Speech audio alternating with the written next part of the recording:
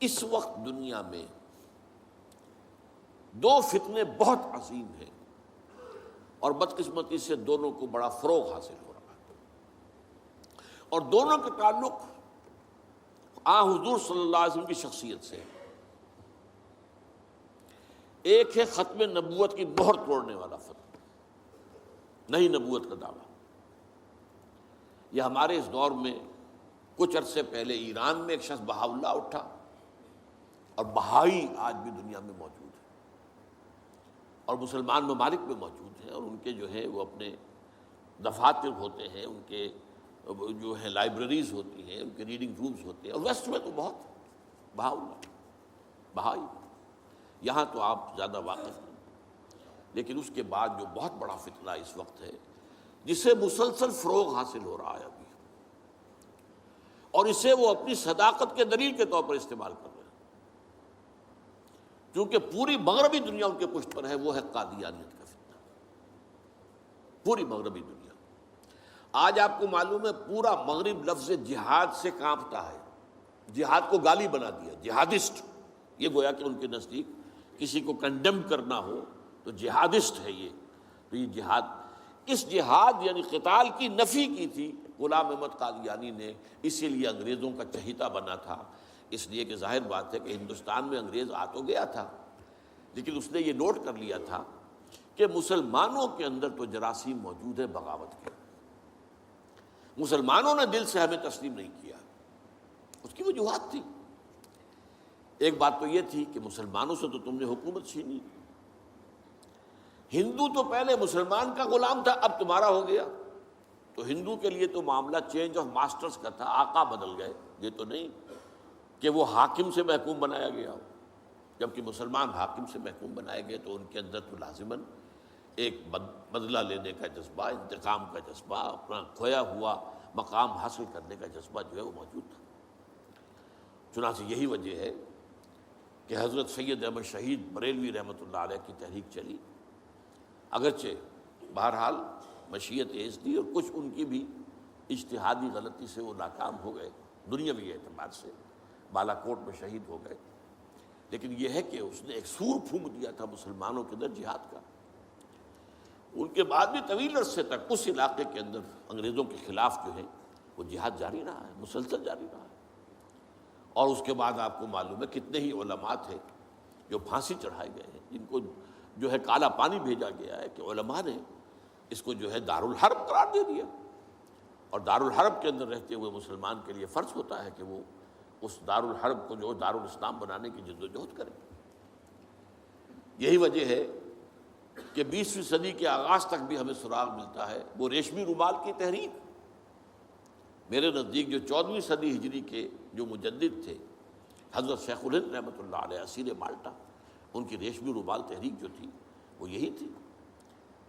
ایک تدبیر تھی، بہرحال وہ نہیں چلی، ناکام ہو گئی، یہ دوسری بات ہے۔ تدبیر یہ تھی کہ ادھر ترکوں سے کہا جائے اس وقت تک ابھی خلافت عثمانیت باقی تھی، یہ تو 1924 میں ختم ہوئی ہے، اور یہ میں بات کر رہا ہوں 1915 کی، کہ وہاں کسی کو بھیجا جائے کہ ادھر سے ترک جو ہے وہ حملہ آور افواج آئیں،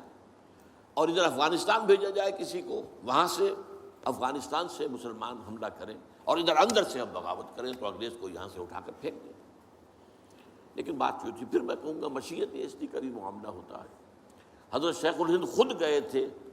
ترکی سے مدد لینے کے لیے، پہلے وہاں حجاز گئے، اس لیے کہ حجاز میں ابھی مدینہ منورہ میں ترک گورنر موجود تھا، ابھی جو ہے وہ شریف حسین جو تھا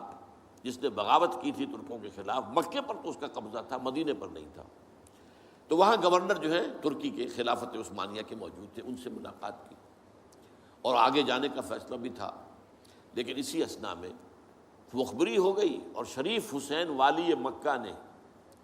جس کی یہ نسل ابھی تک چل رہی ہے، یہ جو اردن کا بادشاہ بیٹھا ہوا، یہ اسی کا پڑ پوتا سمجھ لیجئے، یا پڑ پوتا یا سگڑ پوتا، یہ وہ نسل ہے ہاشمی، ہاشمائٹ۔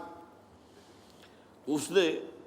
حضرت شیخ الہند کو گرفتار کر کے اور چاندی کی تشتری میں رکھ کر انگریز کو پیش کر دیا، یہ آپ کا باغی یہاں پر آ کر اور آپ کے خلاف سازشیں کر رہا ہے۔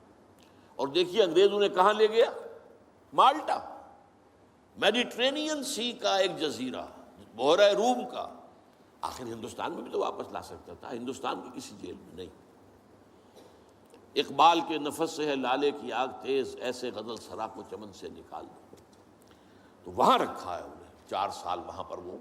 اور ٹی وی جو ہے وہ اپنی آخری حد کو پہنچی ہے تو چھوڑا ہے کہ ہماری اگر قید کے اندر یہ انتقال ہو گیا ان کا تو پھر طوفان اٹھ جائے گا۔ تو ایک فتنہ تو یہ ہے جو ختم نبوت کا، چونکہ اس قتال کے خلاف فتویٰ دیا تھا، دین کے لیے حرام ہے اب دوستو قتال فی سبیل اللہ ختم ہو گیا، لہذا انگریزوں نے ان کا چہیتا بنا، ان کے فتنے آج بھی پورا ویسٹ جو ہے، یورپ میں، امریکہ میں، انگلینڈ میں آج کل ان کا مرکز ہے،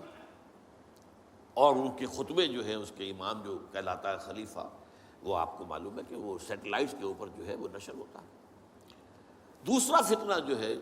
جو اپنی تاثیر کے اعتبار سے اس پہلو سے اس سے بھی زیادہ خطرناک ہے کہ وہ زیادہ پھیل رہا ہے اور اس کا ادراک اور احساس نہیں ہے۔ ختم نبوت کا معاملہ تو ایسا ہے جو اتنا واضح ہے، کسی کا نبوت کا دعویٰ کرنا اتنا واضح ہے کہ ہر مسلمان سمجھ لے گا کہ واقعی وہ تو دائرہ اسلام سے خارج ہو گئے، اور جو اسے مانے وہ دائرہ اسلام سے خارج۔ چنانچہ یہ فیصلہ جو ہے ہمارے ہاں آپ کو معلوم ہے سرکاری سطح پر، حکومتی سطح پر، ریاست کی سطح پر، پارلیمنٹ نے طے کیا کہ قادیانی خواہ وہ ربوائی ہے اصل قادیانی، خواہ وہ لاہوری ہے جو لاہوری احمدی اپنے آپ کو کہتے ہیں، وہ دونوں دائرہ اسلام سے خارج ہیں۔ لیکن یہ دوسرا فتنہ وہ ہے کہ جو اندر ہی اندر جیسے دیمک جو ہے لکڑی کو کھا جاتی ہے، ان کا یہ فتنہ ہے انکار حدیث کا فتنہ۔ قرآن مانیں گے، قرآن کو سمجھیں گے، حدیث ہاں ٹھیک ہے، حدیث اپنی جگہ ہے، اس میں اخلاقی تعلیمات جو ہیں ان کو ہم سر سے سینے سے لگائیں گے، لیکن مطاع جو ہے حضور کی ذات صرف اپنے زمانے کے لیے تھی، بعد کے لیے نہیں۔ میں نے جو آج آپ کو آیات سنائی تھی، قل اطیعوا اللہ واطیعوا الرسول، اے نبی کہہ دیجئے اطاعت کرو اللہ کی اور اطاعت کرو رسول کی صلی اللہ علیہ وسلم۔ فَإِن تَوَلَّوْا، پھر اے نبی اگر یہ پیٹھ موڑ لے، فَإِنَّمَا عَلَيْهِ مَا حُمِّلَ وَعَلَيْكُمْ مَا حُمِّلْتُمْ، تو ان سے کہہ دیجئے، انہیں یہ بات بتا دیجئے کہ جو ذمہ داری ہم نے ڈالی اپنے رسول پر وہ اسی کے مسئول ہوں گے، جو ذمہ داری تم پر پڑی ہے اس کے مسئول تم ہوگے۔ وَإِن تُطِيعُوهُ تَهْتَدُوا، اور اگر تم ان کی اطاعت کرو گے تبھی تم ہدایت پر ہوگے۔ دوسرا سورۃ تغابن کی آیت میں نے آپ کو سنائی تھی، وَأَطِيعُوا اللَّهَ وَأَطِيعُوا الرَّسُولَ فَإِن تَوَلَّيْتُمْ فَإِنَّمَا عَلَىٰ رَسُولِنَا الْبَلَاغُ الْمُبِينُ، اطاعت کرو اللہ کی، اطاعت کرو رسول کی صلی اللہ علیہ وسلم۔ پھر اگر تم نے پیٹھ موڑ لی تو جان لو کہ ہمارے رسول پر تو صرف پہنچا دینے کی ذمہ داری تھی، آگے تم مسئول ہو کہ تم تک جو پہنچا دیا گیا تھا پیغام تم نے اسے قبول کیوں نہیں کیا۔ یہ جو اطاعت رسول ہے یہ دائمی ہے، یہ ایسا نہیں ہے کہ صرف حضور اس کے لیے الفاظ استعمال کر دیتے ہیں۔ وہ مرکز ملت اپنے دور میں اپنے زمانے میں مرکز ملت تھے محمد صلی اللہ علیہ وسلم، لہٰذا امیر جماعت کی حیثیت سے، امیر ملت کی حیثیت سے ان کا حکم مانا جانا ضروری تھا۔ لیکن آئندہ تو جو بھی امیر ہوگا، جو بھی مرکز ملت ہوگا، جو بھی حکومت بنے گی، جو بھی مسلمانوں میں حاکم ہوگا، ان کی اطاعت فرض ہے۔ اور یہ فتنہ اس تیزی سے پھیلا ہے، اس تیزی سے پھیلا ہے، اس لیے کہ شریعت کی بہت سی پابندیاں ان لوگوں نے اسی حوالے سے حدیث کو اٹھا کر پھینک دیا۔ پردہ کوئی شے نہیں ہے، کوئی خاص شے نہیں ہے، پردہ جو ہے یہ تو ایک خاص دور کا کلچر تھا بس۔ اب قرآن مجید کی آیات کی جو ہے وہ غلط تعویلیں کر رہے ہیں، ترجمے غلط کر رہے ہیں۔ اب عام آدمی جو ہے، عام جدید تعلیم یافتہ آدمی جو ہے اسے کہاں عربی کا پتہ ہے، وہ اسے کہاں پتہ چلتا ہے کہ یہ جو آیت کا ترجمہ کیا جا رہا ہے یہ غلط کیا جا رہا ہے، ٹیڑھا کیا جا رہا ہے۔ یہی آیات کے ترجمے میں تحریف قادیانیوں نے کی ہے۔ ان کا ایک عام مبلغ اور ان کے زیر اثر کوئی شخص آئے آپ سے بات کرے، آپ ہکا بکا رہ جائیں گے، وہ آیتوں پر آیتیں پیش کرے گا لیکن ترجمے اس کے غلط کر رہے ہیں۔ آخر وہی آیتیں ہیں جو 1400 برس تھے مسلمان جو ہیں صحابہ سے لے کر اور ہمارے دور تک علماء پڑھتے آئے ہیں، ان کا ترجمہ انہوں نے کیا۔ تو یہاں پر بھی یہ ہے کہ وہ تعویلیں غلط کرتے ہیں، اور ایسی ایسی تعویلیں کہ ذرا سے بھی عقل اگر ہوتا کیا ہے، انسان کی مت ماری جاتی ہے۔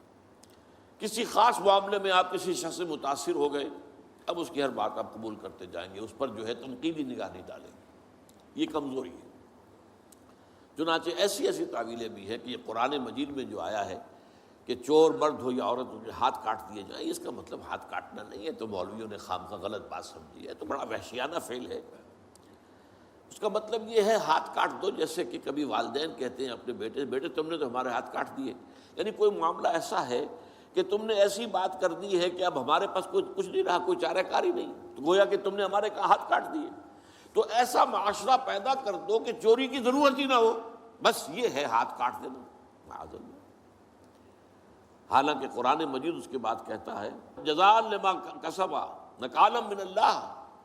یہ جو سزا ہے اللہ کی طرف سے اور ان کے کیے کا کرتوت کا بدلہ ہے، یہ بات کہی جا رہی ہے۔ تو یہ جو ہے ایسا نظام قائم کر دینا، یہ کوئی سزا ہے، یہ کوئی عبرت کی بات ہے، یہ تو بہت اچھی بات ہے۔ لیکن یہ کہ وہ لوگ جو پرویز غلام احمد پرویز، عجیب بات یہ ہے کہ پنجاب نے یہ دو غلام احمد پیدا کیے، غلام احمد قادیانی، غلام احمد پرویز، ایک نے مہر ختم نبوت کو توڑا اور ایک نے حدیث کے بارے میں اور مستقل طور پر سنت رسول کو شریعت کے بنیاد ہونے کی حیثیت سے چیلنج کر دیا۔ اور یہ فتنہ میں آپ سے عرض کر رہا ہوں، آج چونکہ جیسے قادیانیوں کو پوری مغرب کی سپورٹ ہے، ایسے اس فتنے کو بھی، کیونکہ وہ کلیش آف سویلائزیشن میں اسلامی تہذیب کو ختم کرنے کے درپے ہو گئے ہیں، اور اسلامی تہذیب کا اور شریعت کا دار و مدار اکثر و بیشتر تو حدیث پر ہے، سنت پر ہے، لہذا وہ دین کی جڑ کاٹنے کے لیے یہ جو انکار حدیث کا فتنہ، یہ استخفاف حدیث کا فتنہ ہے، اس کو سپورٹ کر رہے ہیں۔ اور رینڈ کارپوریشن کی جو سفارشات ہیں ان میں شامل تھا یہ کہ ایسے ماڈرنسٹ کہ جو اسلام کی ایسی تعبیریں کریں جو ہماری تہذیب کے ساتھ مماثل ہو جائیں، تو ان کو سپورٹ کیا جائے اور انہیں خاص طور پر الیکٹرانک میڈیا پر انہیں ایکسپوجر دیا جائے، اور آج یہ ہو رہا ہے پاکستان میں بڑے پیمانے پر۔ تو یہ جو ہے اس اعتبار سے آج زیادہ ضرورت ہے کہ ہم حدیث نبوی کا مطالعہ کریں، تاکہ اس کی عظمت جو ہے وہ ہمارے دلوں میں جاگزیں ہو جائے،